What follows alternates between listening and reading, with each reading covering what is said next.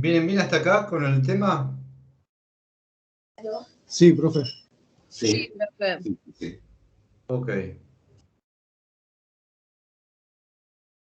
Entonces vamos a volver y vamos a ver alteraciones cualitativas de la memoria. Creo que quería ver recién. Ah, sí, por si había algo en el chat, pero no estoy pudiendo ver el chat. A ver, ¿dónde estaba? Estamos acá. Bueno, esto es viejo. Se grabó la reunión, bien. Por el archivo grabado de la reunión aparece en el chat. Son esas cosas que pasan en esta plataforma. Igual aparece también en la, ¿cómo se llama? En el disco, en la nube. Bueno, vamos a ir entonces a la parte final de la clase. ¿Están viendo? Sí, sí. Sí, profe. Ok, ok. Entonces vamos a ver las alteraciones cualitativas de la memoria. A ver, ahí está. Cuando hablamos de alteraciones cualitativas, no es como cuando hablábamos de alteraciones cuantitativas en el sentido en que hay problemas en alguna de las etapas de la memoria, en alguna de las fases de la memoria.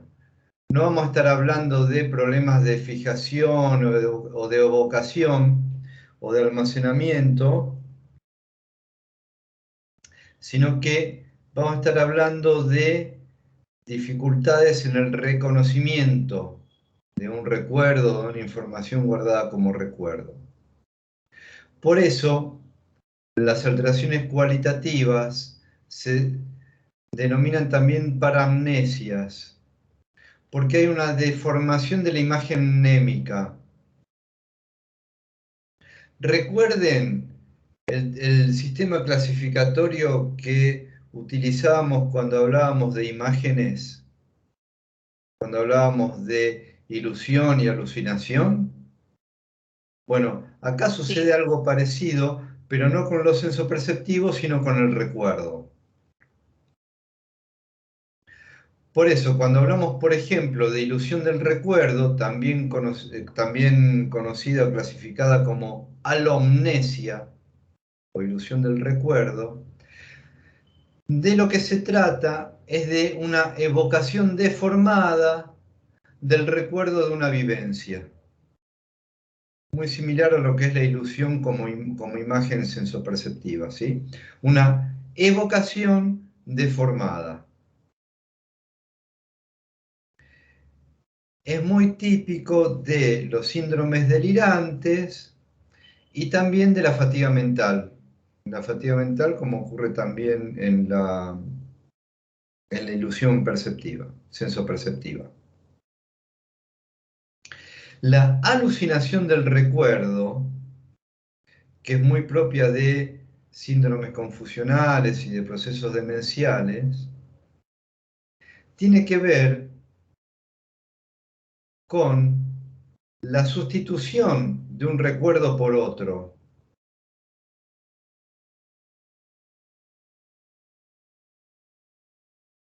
No es lo mismo que una deformación. Es la sustitución de un recuerdo por otro. Es lo que en la psiquiatría francesa se conoce como fabulación o confabulación. No hay conciencia de enfermedad. Es distinto de la mitomanía. En la mitomanía, el mitómano sabe que está inventando, sabe que está vendiendo humo, sabe que está mintiendo, está creando. Ah, sí, porque sí, ¿sabes? Cuando yo estudiaba, me acuerdo lo que le hicimos a ese profesor, no, no sabés. Y ahí empieza a inventar. Bueno, eso es un mitómano. Pero el mitómano sabe que lo está haciendo, ¿sí? Sabe que está creando una historia dando como, informando como cierto algo que no ocurrió. En cambio, en la alucinación no hay conciencia de enfermedad y hay una sustitución del engrama anémico por otro. ¿Se entiende esto? ¿Se entiende, Sí, gente? sí, Sí, sí, sí, clarísimo. sí. Ok. Otras alteraciones cuantitativas, el déjà vu y el jamais vu. El déjà vu ya sabemos, lo hemos experimentado alguna vez. Esto que estoy experimentando por primera vez, ya lo experimenté. Esa es la estructura. ¿Sí? Hay una vivencia original que en ese momento de la sensopercepción se percibe como ya vivido. Ocurre mucho en esquizofrenias y cuadros epilépticos. En cambio, el jamais vu es, acá diríamos como la diferencia entre el fabulador y el mitómano. Acá tiene que ver con la negación de un recuerdo, pero no porque me haga el que no me acuerdo. No, vos no me dijiste eso y sí, me acuerdo que lo dije. No, acá hay una percepción de un objeto familiar o de un suceso, o sea, alguien me está rememorando un suceso y yo no reconozco que ese suceso haya ocurrido. O hay un objeto o una persona que yo conozco, que yo debería conocer, pero no lo reconozco. Ocurre también en esquizofrenias y epilepsias, en negación del recuerdo por estados de angustia y principalmente en síndromes confusionales, donde por supuesto que es transitorio. Tenemos también la ecmnesia, que es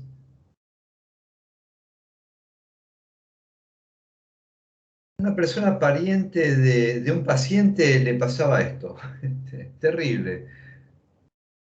Es muy propio de cuadros de histeria grave, por ejemplo, ¿sí? Y algunas intoxicaciones también. No, nunca traté al pariente o él, no importa, de mi paciente, pero creo que a veces cursaba con ecmnesia. Es la actualización de un recuerdo de manera tan intenso, que es vivenciado como si estuviera ocurriendo en el presente, en ese momento.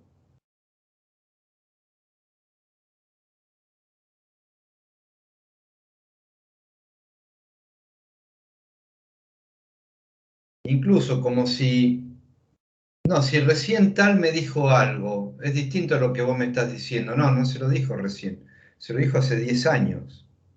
¿Sí? O vengo de ver a Juan, te manda saludos, y no venía de ver a Juan. Bien, entonces hay una actualización del recuerdo que tiene características sensoperceptivas en el presente. ¿Sí? Bien. Y tenemos también la paramnesia reduplicadora y la criptomnesia. La paramnesia reduplicadora es muy propia de demencias seniles, donde es diferente de la ecmnesia. Acá el presente, hay un tiempo pasado y una vivencia pasada que está superpuesta en el mismo momento con el presente vivenciado. Es muy típico de algunas demencias seniles. Y la criptomnesia, donde hay una alteración en el reconocimiento en la fuente del recuerdo. Es decir, un recuerdo ajeno es experimentado como propio. En algún momento Freud hacía esto. Esto lo leí en algún lado, no me acuerdo dónde, y a partir de ahí sacaba su teoría. ¿Sí? En general consignaba la fuente porque era un tipo de una gran honestidad intelectual. Pero a veces decía, esto no sé dónde fue, qué, tal vez, no sé si lo recuerdo, me lo contó alguien o lo estoy pensando en este momento. Bueno, aludía a criptomnesia en ese caso, ¿sí? Es considerar un recuerdo ajeno como propio, por supuesto de manera inconsciente. Eh, con esto podemos dar por recorrido, por lo menos presentado, mejor dicho, el tema de alteraciones cualitativas y cuantitativas. Para terminar, vamos a ver algunas problematizaciones que tienen que ver con esta función y que me parece importante para lo que es la práctica profesional.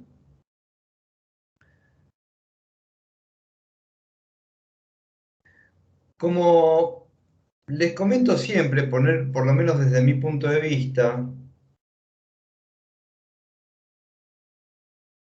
es importante estar advertidos de cuál es nuestro marco teórico, o sea, dónde estamos parados para el despliegue de la teoría que estamos desplegando.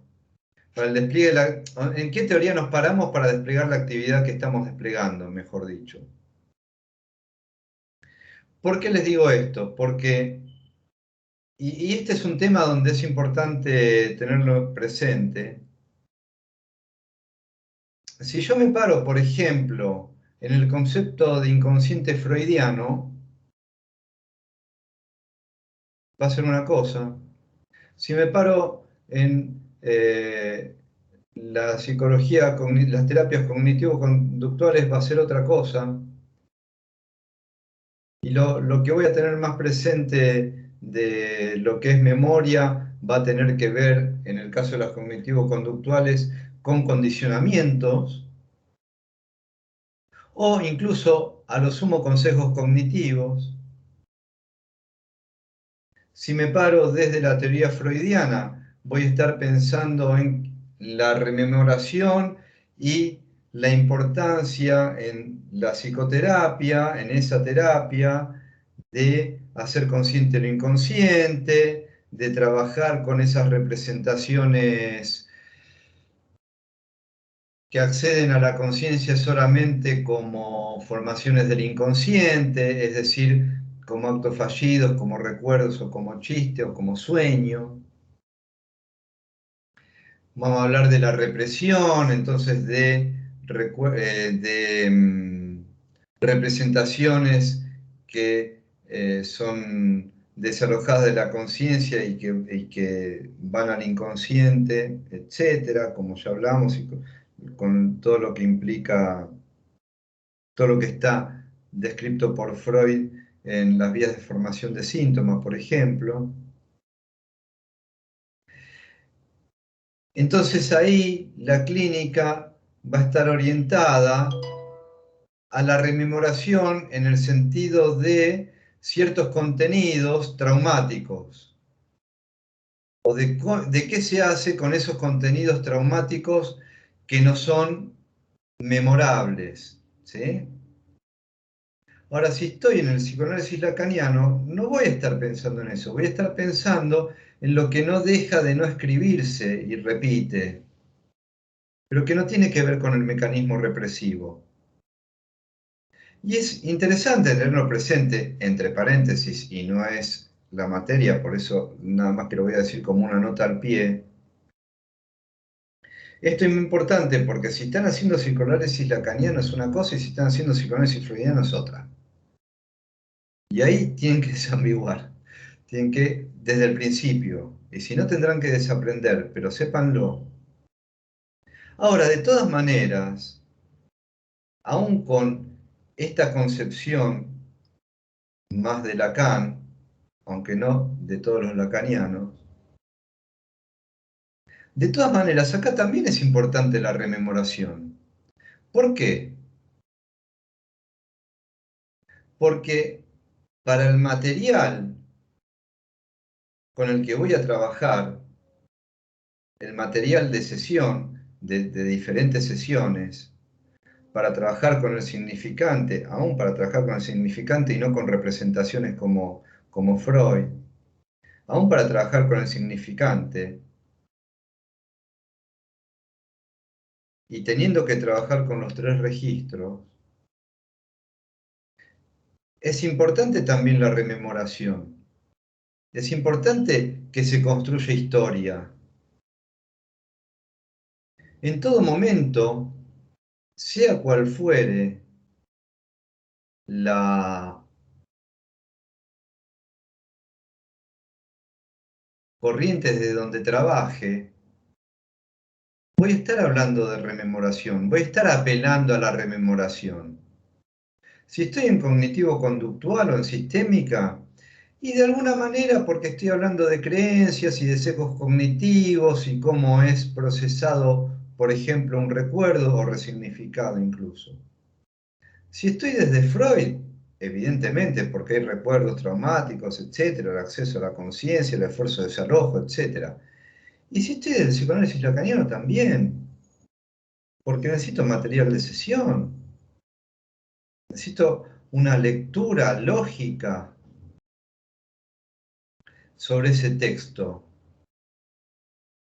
Y el texto, que es sobre lo que trabajo, se trabajan textos, se trabajan textos.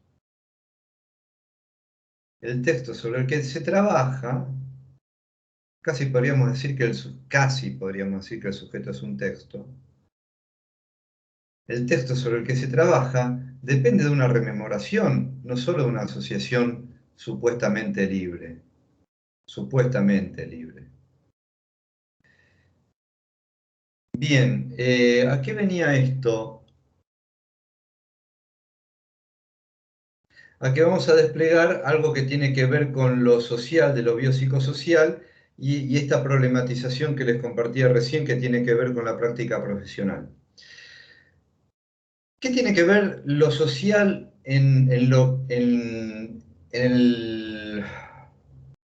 esta función cortical? En todo lo que es adquisición de información está implicado el lazo social.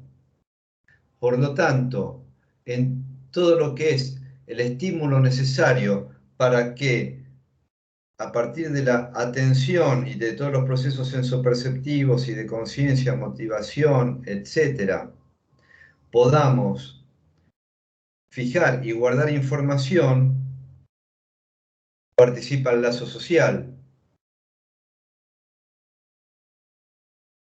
A partir de la primera fijación podemos estar hablando entonces de memoria de corto plazo, pero para que esa memoria de corto plazo se convierta en memoria de largo plazo, es importante no solo el lazo social por todo lo que dijimos, sino también, y aparte de las estructuras involucradas en la memoria de corto plazo, otras funcionalidades bióticas, otras actividades, otros procesos bióticos que tienen que ver con, como decíamos al principio de la clase, síntesis de proteínas, activación de genes mediante, y también construcción de patrones neuronales, es decir, arborización dendrítica. Todo esto relacionado con lo que conocemos con fenómeno de plasticidad sináptica, a partir de lo cual podemos pasar de memoria de corto plazo a memoria de largo plazo. Ahora, hay otros procesos que tienen que ver con el lazo social que están involucrados también en el pasaje de memoria de corto plazo a memoria de largo plazo e incluso en la adquisición de información. Hay un estudio que se hizo que está en un documental de Netflix, donde se le preguntó a un montón de personas en Estados Unidos dónde estaban el 11 de septiembre cuando cayeron las Torres Gemelas. Y había un montón de gente que no había estado en el lugar donde dice y asegura haber estado, pero de alguna manera era partícipe de ese acontecimiento. Lo que se está investigando y se está demostrando es que, a ver,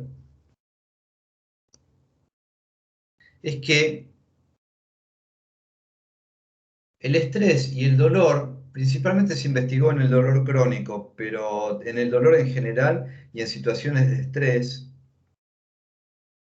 influyen directamente e indirectamente en la construcción de memoria, porque la memoria también es una construcción. ¿Cómo influyen? A través del sistema endocrino, principalmente con la descarga simpática, y directamente también sobre el hipocampo. En situaciones de dolor crónico o de estrés, se construye lo que se conoce como memorias falsas. Las memorias falsas son atribuciones o interpretaciones erróneas respecto de los hechos, evidentemente, o guardadas con una visión sesgada y luego no corroborada, o rememoradas de una manera sesgada y luego no corroborado.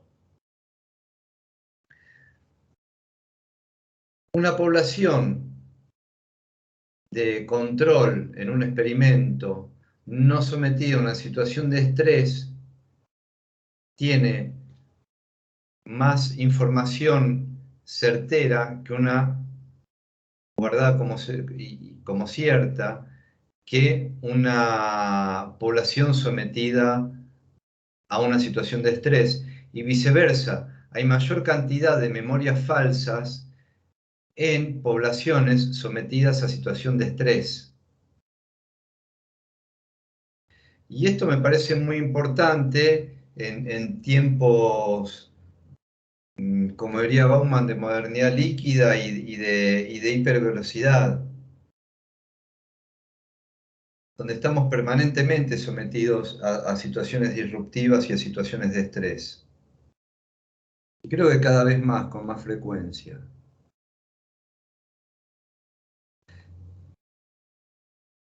También tiene que ver con el lazo social, porque también tiene que ver con la atención, y si algo tiene que ver con el lazo social es la atención, como una de las funciones de las que estamos estudiando. Está medido, no es solo un conocimiento intuitivo, está medido que se guarda mayor información cuando hay situación de mayor atención que cuando hay atención dividida o multitasking, como hablábamos hace un momento. Entonces, con eso esto era un poco para comentarles lo que es la influencia de lo social, del lazo social, en nuestro enfoque biopsicosocial, al que a veces no le damos tanta importancia al lazo social o tanto despliegue en estas clases, lamentablemente. Francisco, Sí, Diego Re habla. ¿Puedo acotar algo? sí, claro. No, esto que me llama mucho la atención el tema de lo social, porque es algo que vengo viendo, de hecho que me está pasando y creo que a varios nos pasó ahora que salió esta serie, el juego del calamar y que todos estamos viendo, o la gran mayoría están viendo, cómo el contenido de serie está hecho como si fueran drogas, o sea, como que los consumís, pero que pasado un tiempo, después cuesta mucho recordar qué fue lo que viste, distinto a lo que se vivía antes, por ahí que tenías una serie los miércoles y la tenías que esperar hasta el otro miércoles para verla si vos te acordabas más o menos lo que había vivido. Eso en el multitasking de lo que sea, lo podemos llevar a TikTok, a cualquiera de estas redes sociales que están hoy día, en la cual consumimos información, información, información, pero no ejercitamos la memoria. Ujú.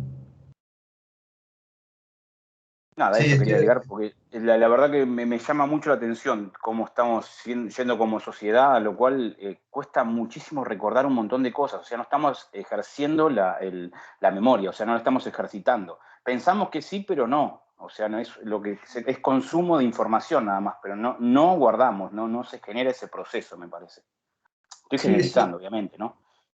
Puede sí, ser, profesor, que tenga que ver a que estamos expuestos cada vez a más estímulos de o sea, en cuanto a redes, celular bueno, nada, lo que es el bombardeo continuo de imágenes y nueva información o los cambios constantes en cuanto a lo que es tecnología. ¿Puede ser que tenga que ver con eso?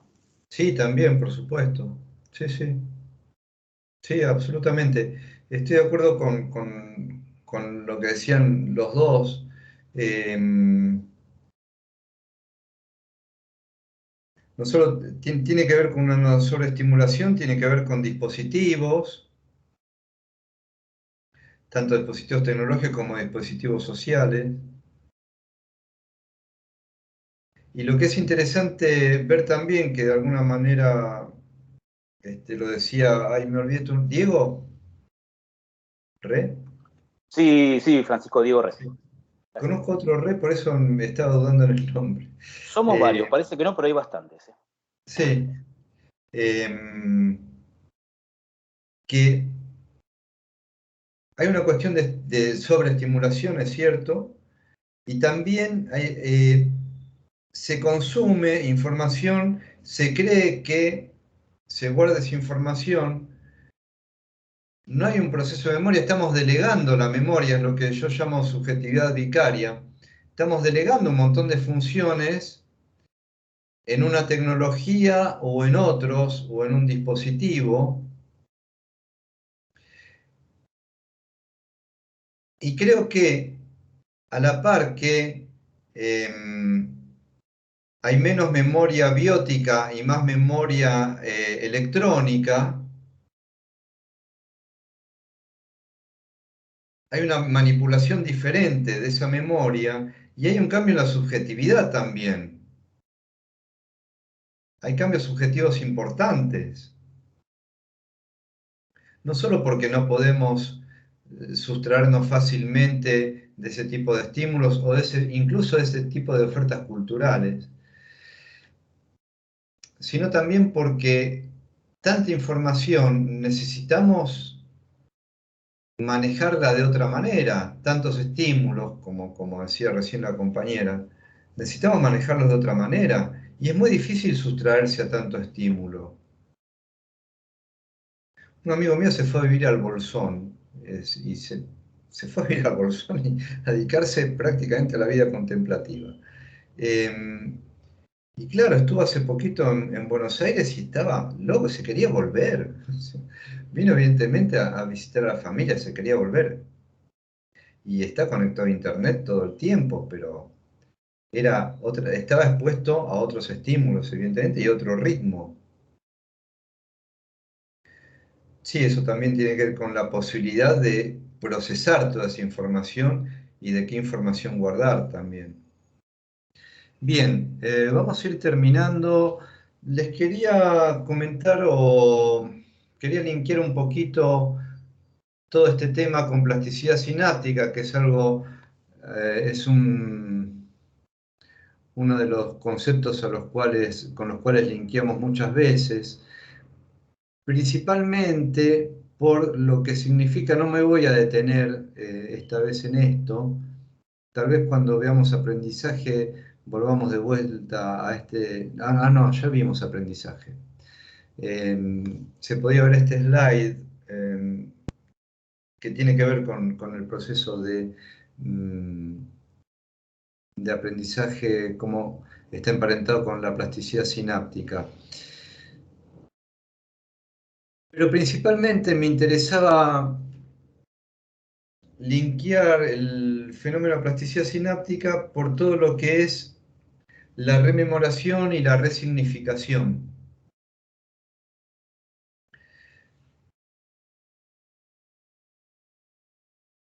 Y esto está muy trabajado por Freud en el esquema del peine, no así en la segunda tópica. cuando habla de huella anémica. Pero por eso también les decía que es muy importante tener presente lo que es la memoria desde los distintos paradigmas, porque es para desarrollar mucho más. Pero el tema de huella anémica es problemático. No se trata de memoria por rememorar y así nomás, y ya está, y rememoremos y listo. Si estamos pensando en que el paciente rememore porque es parte de la construcción de un texto, está buenísimo. Ahora, si estamos pensando en huella anémica y estamos pensando en trauma, vamos a tener problemas que advirtió el mismo Freud, porque no puede haber una doble inscripción de un mismo acontecimiento, salvo que haya una patología, una alteración de la memoria. Entonces el concepto de rememoración y el concepto de representación y de hacer consciente lo inconsciente tiene sus limitaciones y es bueno por lo menos tenerlo en cuenta, se los digo, investiguen, en algún momento les puedo por lo menos dar un par de pautas respecto de eso. Bien. Vamos a pasar de largo todo esto, pero lo que sí, para terminar, si hay un concepto importante para tener en cuenta en la práctica profesional que tiene que ver con memoria, es justamente el concepto de historización. Y a través de la historización es que podemos trabajar con un texto, podemos trabajar con un material y podemos buscar, estemos parados donde estemos parados, la rectificación subjetiva, hacer consciente lo inconsciente, la resignificación, pero vamos a trabajar sobre lo que se historice. Si no hay historia, no hay texto. Y si no hay texto, no podemos trabajar. Es lo que dice Hugo Mujica de una manera que para mí sigue siendo una guía. Las historias solo acontecen a quienes son capaces de narrarlas, darle formas, hilvanar latidos, atar y desatar. Esto es trabajar con la pulsión, hacer texto lo pulsional. Bueno, gente, vamos a dejar acá. Llegamos a ver todo el tema. Pensé que no iba a llegar. ¿Dudas, consultas, comentarios? Ya nos queremos ir a comer, pero algo que quieran o preguntar o saber.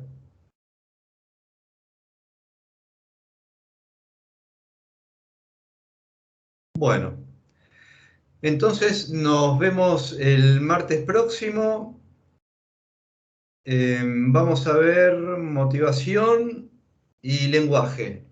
Si terminamos con motivación, vamos a empezar a ver lenguaje. Así que vayan leyendo los dos temas para aprovechar la clase. Bueno. Nos vemos, gente. Profe, Hasta muchas el martes gracias. próximo. Buen fin de Chao, semana. profe. Que sigan bien. Saludos. Chao, profesor. Chao.